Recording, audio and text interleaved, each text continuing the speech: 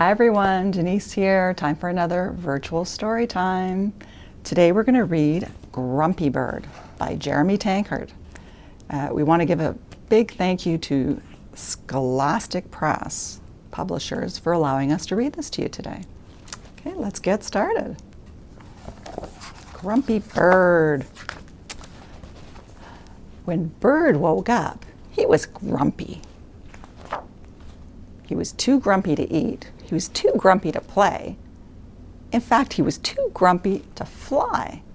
"Looks like I'm walking today," said Bird. Bird walked past Sheep. "Good morning, Bird," said Sheep. "What are you doing?" "Walking," said Bird. "Nice," said Sheep. "I'll keep you company." Bird walked past Rabbit. "Hi there, Bird," said Rabbit. "What are you doing?" "I'm walking," said Bird. "It's no fun." "I could use some exercise," said Rabbit. "I'll walk too."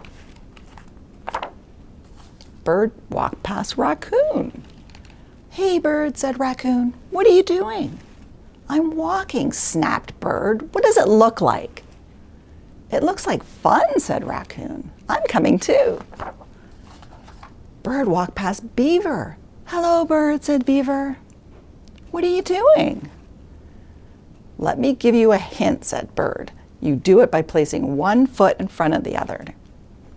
"Walking," guessed Beaver. "I love walking."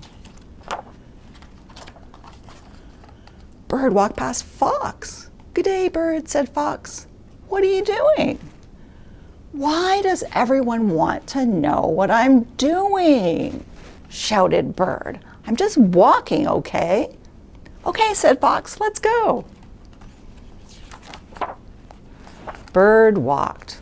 The other animals walked. They're all following in a line after that grumpy bird. Bird stopped. The other animals stopped. Bird stood on one leg.